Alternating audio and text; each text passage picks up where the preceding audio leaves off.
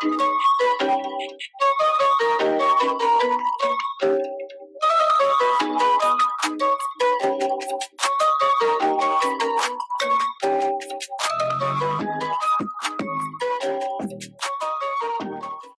going on, world? It's your boy CP the Real, and this is Talk to Me Nice. Here in the building with one of the favorite co-hosts of the show, Mr. Big Homie. My man. What's going on, brother? Not much, brother. Good morning to you. Good Good morning. to see you. Grand Rising, Grand Rising. Grand Rising. And Yeah, peace, man. my man. It's been a minute since we got to sit down and chop it up, man. And On the show. On the show, absolutely, absolutely. We definitely got a relationship outside the show, man. But absolutely. Been getting some feedback, man, and definitely wanted to take some time, man, to have a conversation with you as well as the rest of the co-hosts, man. So this is an opportunity for the fans, the viewers, the listeners to kind of understand, who is Big Von. You know what I mean? Who is Big Von? We had to do a little bit of set changes, just like anything else in today's climate, man. We're constantly evolving, man. Yeah, so. I'm loving it too. We went Hollywood. Man. Big got time. A whole staff back here. Shout out to the producer Terrence J and my soul coach, Urena Terrell, behind the camera. Hey, all right. Yeah, we're on the soul journey, brother. Indeed we are. Absolutely. Indeed we are. Hey, man, so I wanted to talk about just, again, with everything going on, man, just seasons and choices, you know what I mean? Again, today's climate, the season of the show in itself has changed, Yeah. What season are you in, man? I think, man, there's a portion of our lives where we always are trying to discover who we are. I don't think we ever stop doing that. You chose the right words earlier. We're on a soul journey, I think I've been trying to figure out who I am since I've been here. Just when we think we got it all figured out, we don't. We don't. There's a new task in front of us. There's a new hurdle in front of us for us to conquer and give. And that hurdle gives us an opportunity, yet another opportunity to learn who we are, and learn from our mistakes and prepare for that next step. And so I don't know, man. I don't know if I can even. I'm a guy that really don't even like labels and walls around me because I have. I like to think of myself as a versatile person. I have a lot of skills and a lot of experience, different experiences that I have experienced during my lifetime. But you got to be in a certain point right now, right? Mm-hmm. Let's take the seasons of the year, right? You got summer, winter, fall, and spring, right? So right. I like to equate, seasons to choices. I think a lot of the decisions that you make in your life are a reflection of what season you're in your life. So let's take fall for perspective, right? Okay. Fall is when, the leaves start dying down, things start falling to the ground. And if you were to translate that into a person's life, maybe fall season is when chaos happens for somebody. Maybe. Fall season is when things potentially start to fall apart. Maybe so. It depends on the way you look at it. I don't look at fall as like that. I like, being that I'm such an earthy person, I look at fall in the different colors as a different section of growth. Just because the leaves change colors don't mean they're dying. Right. It's it represents another part of life, another transition. I think I don't look at any part of any of the seasons as something dying at all. I think that when fall comes for me, it signifies a lot of family time, really, because we're going into the holidays. I think I tend to focus a little bit more on my children and solidifying things to kind of close the year out, I should say, rather than dying. I think it's more so kind of preparing to go into the next year and the next season. But this is really a comfortable time of the year for me, man. I don't know. I'm think my soul just really gravitates to more family and sitting down and getting closer to my people, that's in my circle. So do your choices, do you find yourself throughout the year, do your choices vary depending on the time of the year? Because I think from a mindset standpoint, right, when we talk about, again, fall, spring, winter, I think summer comes around, you're in a different mental state, whether Absolutely. it be personally, professionally, you know what I mean? And winter, Absolutely. winter is like what's the old fables, the when there's time for you to gather the store and get Yeah. ready for, Well, the even the drinks, the beverages you take intake are different. We switched to whiskeys, more to sitting down, relaxing, and staying inside, having warm conversations. Even the food is different around this time of facts, year, facts. and so we're able to kind of sit down and get it and become a little bit more centered. A little bit more focused on some of our goals. You got to think about it in the fall. That's when school starts, and so a lot of us set goals around, to start things in the fall, Yeah. So still, to start new transitions and yeah. stuff. So in a sense, I see what you're saying, talking about the rebuilding, not necessarily the end of what's in front of I you, don't but think there's ever an end, man. We just transitioning. We just transitioning, and we kind of, get tested in different areas, man. yeah, I mean, what is growth if you never know what you came from? That's where growth comes from. yeah, Excuse me. That's where growth comes from. yeah, So just from some of the earlier decisions, and whether they are bad or not, they still count as experience. yeah. You know. No, I'm curious to ask you this because I know you're pretty blunt person, right? So, the decisions that you made in your life, and Uh-huh. all of us have made in your life, but specifically we're talking about you today.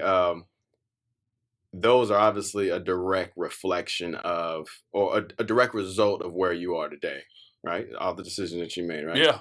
Is there anything that I don't like to use the word regret, but are there any other decisions that you think could have shaped your life in a different form or fashion? I only ask this because people like to say, I don't regret anything, Right. everything, that cliche phrase, everything that happened was supposed to be. You truly believe that?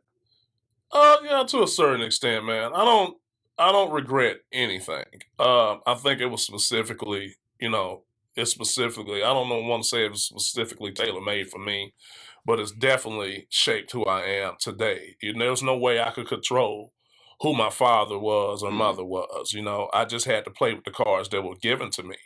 And with those cards that were given to me, I really truly believe I've done the best that I've not the best. I don't want to say that. I've done a pretty good job with my cards that I have had, and made some pretty good decisions with the foundation, from my parents. And so, um, going forward, from that stuff, man, I don't have any regrets, man. Now, some things I probably could have did a little bit differently, in some personal relationships, but that was part of growth, man.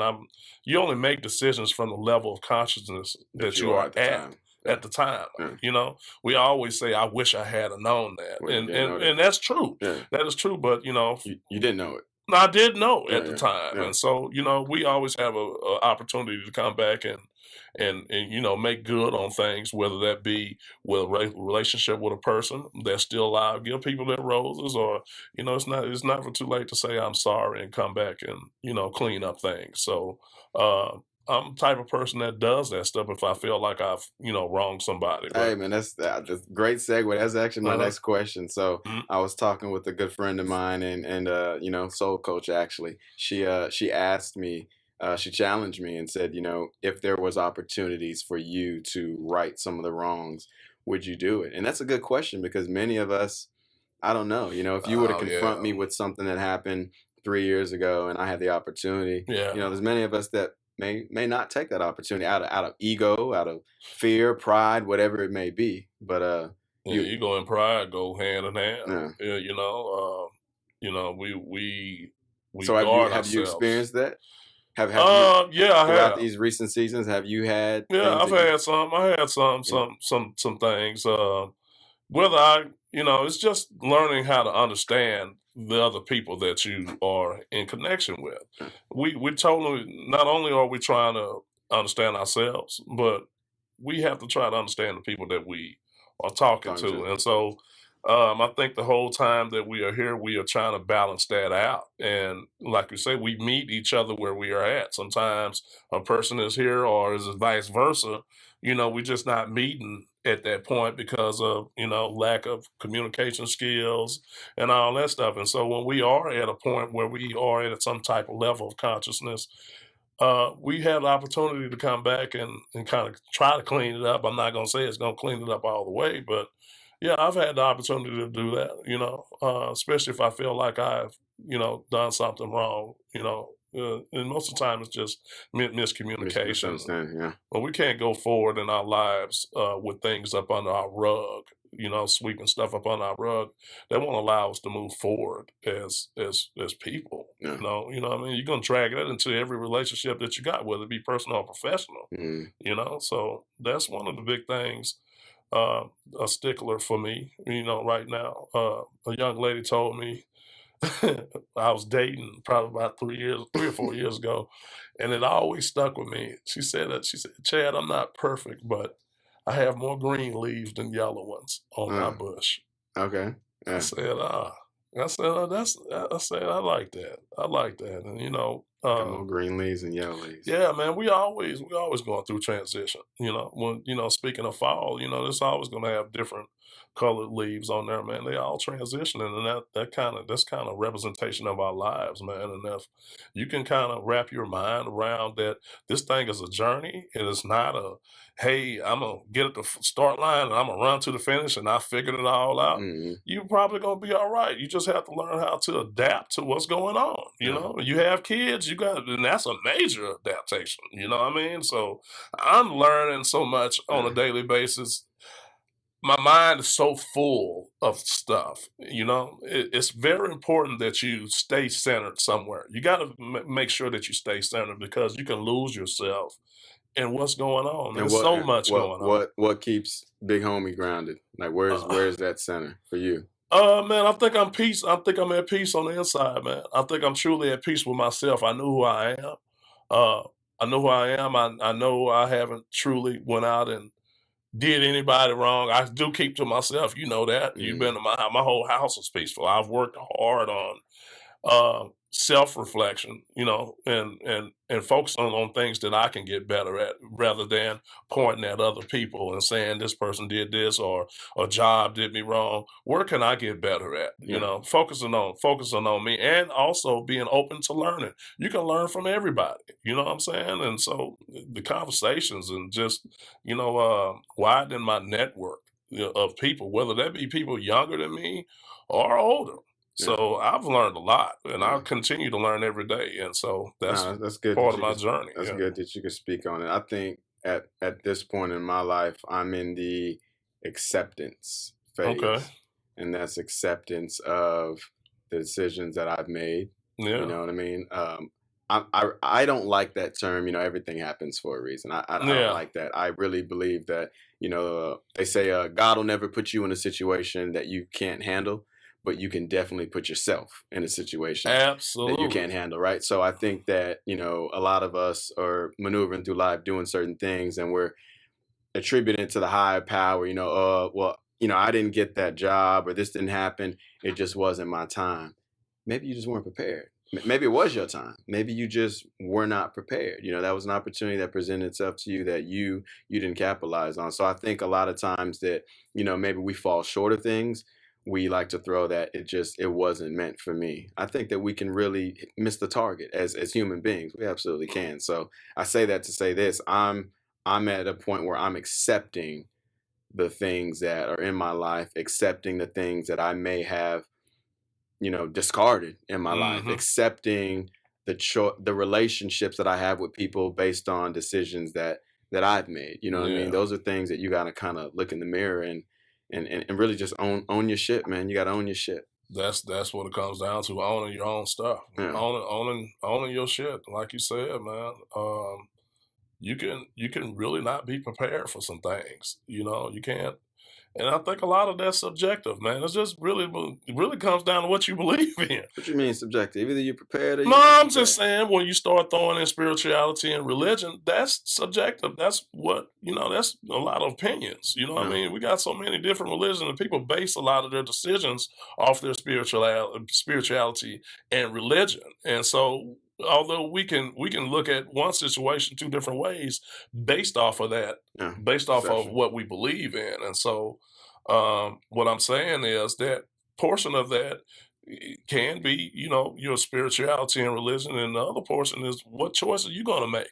Okay, what are you doing? What are you doing to help that out? Other than just saying, "Hey, this is fate. This is what road is thrown in front of me, but you still have to have the tools to make the choice, or make a decision. So it's all, full circle, I believe. It's all full circle, I believe. But definitely we have a choice. We have a choice in some of that, and sometimes more than often we probably make the wrong choice, at the time. But that's part of life. And then won't own it. Yeah, and then we don't, and that's the part about it. Owning up, just own up to it, and that's what we preach to our kids, man. They lie right in your face. Roman lied right in my face. I'm like, for real, dog. Even this morning and yesterday, I was just talking to him before I got here. Just own up to it, man. I respect you more for that, man. Right. You already know what I'm gonna say, man. I don't change. I'm the same guy every day. I talk to you. I'm very consistent with what I say. The message man. And my discipline is consistent, man. I'm fair. My dad preached that, man. Just be fair. Now be fair with people, that's man. subjective too. That is. You may be fair in your eyes. What is fair? Right. Now that you think about it, my dad's fair was different.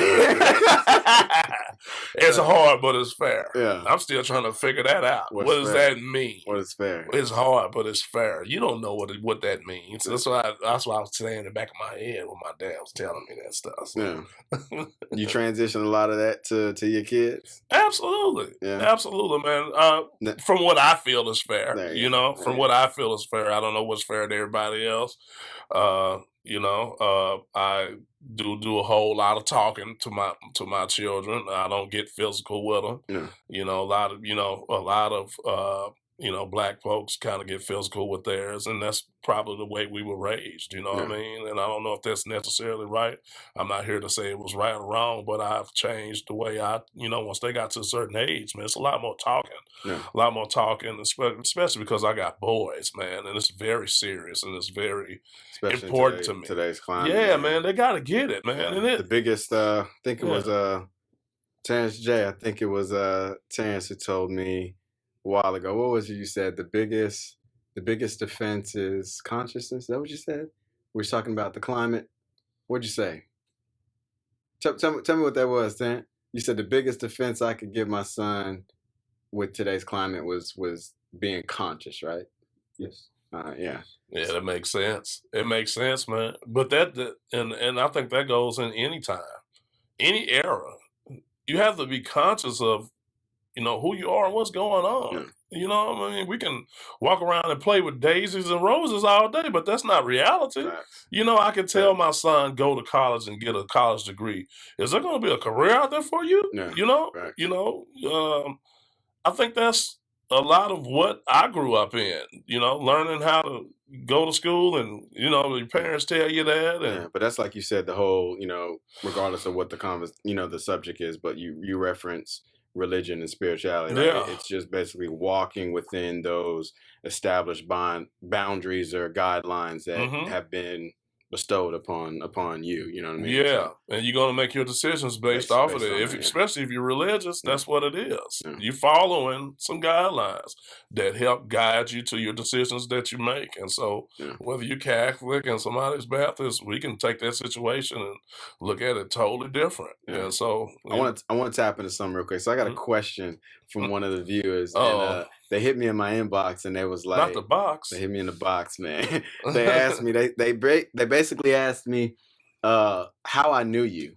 Okay. Just from watching the show, they was like, man, y'all have a crazy dynamic, 4 different people, 4 personalities, and y'all have a good time on the show. But they reached out, they was like, man, like, how do you know him? And basically, the first question that you're gonna get based on your appearance is like, what does he do? Like, what does he do? Sports or whatnot. And I think why is he 3 times bigger than everybody? Exactly. They was like, man, that's a big old dude. Like, yo, does he play ball? Like, what did he do? And I think you've referenced it on a couple episodes, but maybe they didn't catch that. With DP. With DP. Yeah. But yeah, to the world. I mean, you played in the National Football League for 10 years. Yeah. But outside of that, man, I don't think people really know really Nah, know man. how dope you are. I mean, like I said, we've known each other for 20 years, man. I don't think people Yeah. know that you had your own business at one Uh-huh. point. You know what I mean? Yeah. It's just like, I was just cleaning the trailer out yesterday. yeah, were you? Yeah, yeah. I'm ready to start it back up. Yeah. Yeah. So, So man, I how do you balance all that? I mean, professional athlete, your father, 3 kids,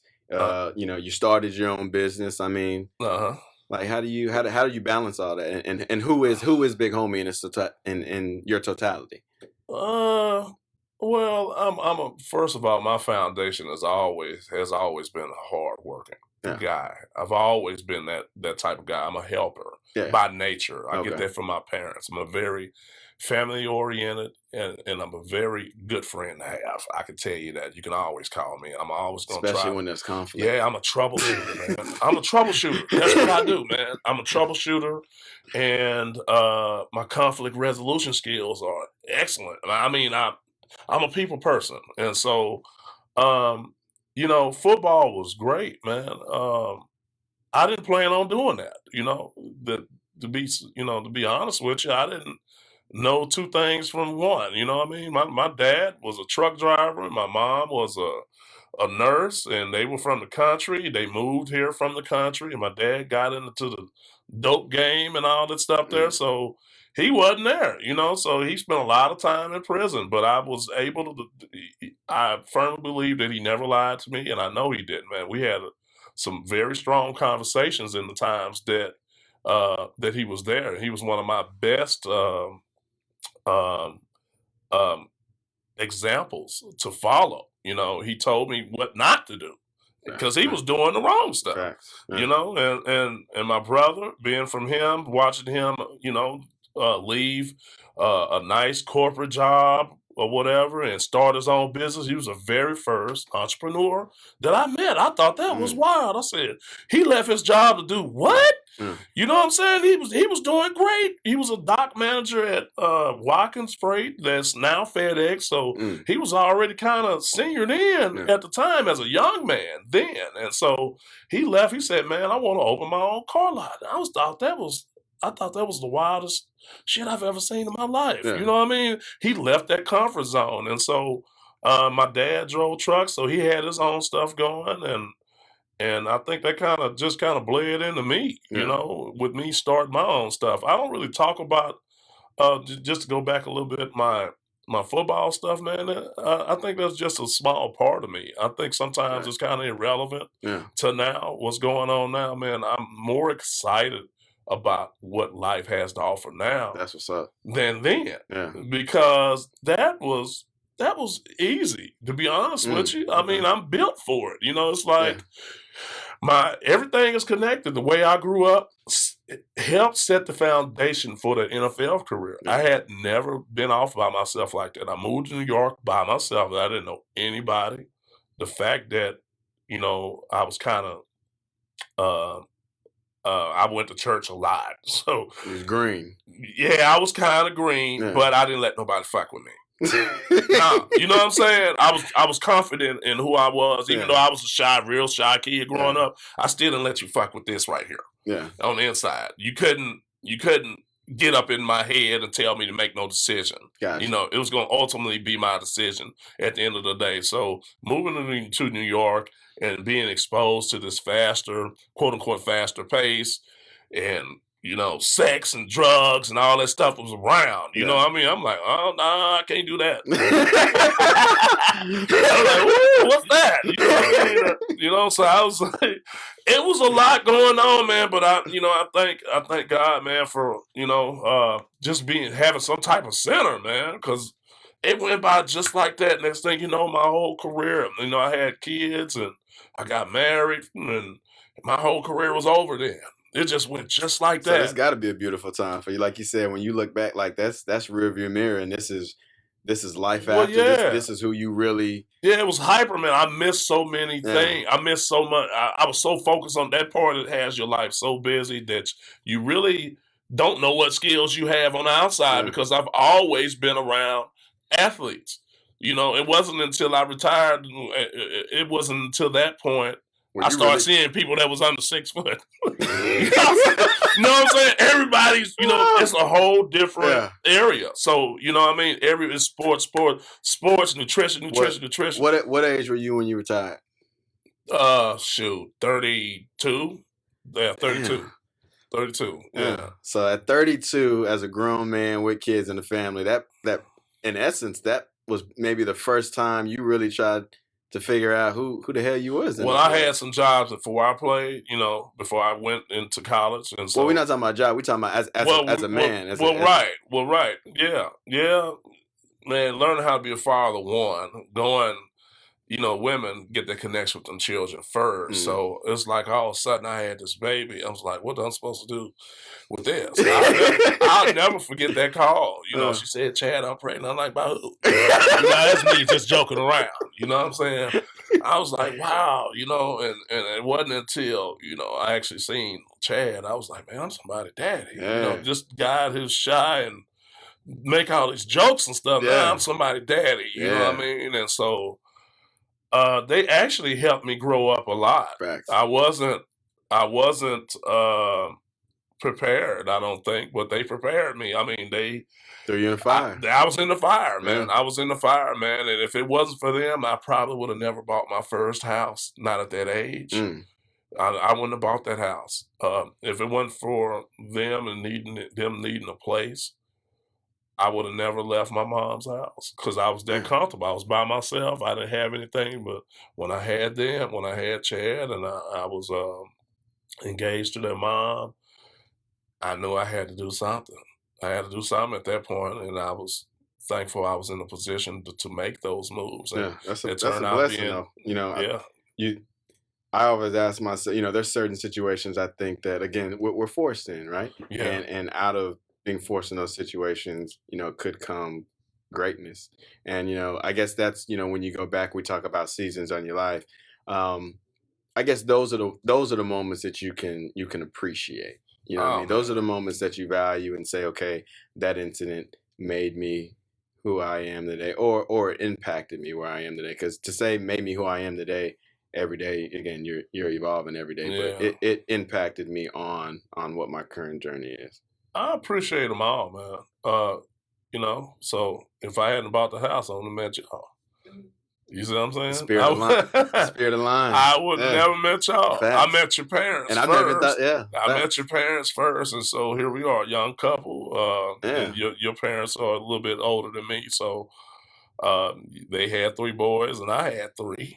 Well, not at the time. I had 2. Roman had come to some years later. But that's crazy how the universe aligns. Yeah, man. And so we were able to, we had a lot of similarities in our families, being that, the father left a lot. We had to be on the road a lot. So, your mom and my ex-wife, man, they bonded a lot, man. And through that, our relationship came into, fruition. Absolutely. And the roles changed. I was your dad and them friend, which I still am. But I'm closer in age to y'all probably. And so I don't know, man. It's just, I just gravitated to y'all. We gravitated to each other. All of y'all, man. And I've always felt like I was, not felt like, I know I'm supposed to be a part of our life. Yeah, absolutely. Absolutely, man. I would never tell you guys anything wrong. Anything, man. I'm always there for y'all. So, man, those 20 years we done known each other, man, brother. That stuff, man. It's a lot. I think we both seen each other grow. Oh, man. And you continue to grow, man. And you always been a very bright young man. I always have. That. So I'm not surprised by any of this at all. Any of this at all by any of your brothers either, man. Y'all have a great foundation, man, and also have been through quite a bit of things. You know what I mean? You taught me a lot, still teaching me. So. We can teach each other, and that's what we have been doing. And so it's a wonderful thing that we can be on this journey and these different legs of the journey together. Because I've seen you in another life, in one stage. Yeah, we ain't gonna go back. Well, no, I'm just saying. I'm just saying, as far as growing up as a man, I've seen you grow from a teenage kid, teenage kid into into a grown man and making great decisions for you, not only you, but for your son and for other people that are around you. And so I think now we're on a journey together to figure out, you know, how can we be more impactful together? What can we do together? And I think that's what this platform is for, man. This is an avenue and a tool to do that, man. So, you know, blessed that I can, you know, share that with a friend of, man, thank you, brother. 20 years, man. And like I said, these are the kind of conversations that we have all the time that, you know, maybe the listeners and the viewers are not privy to, man. So I'm glad that, you know, the public had a chance to see who Big Homie was today, man.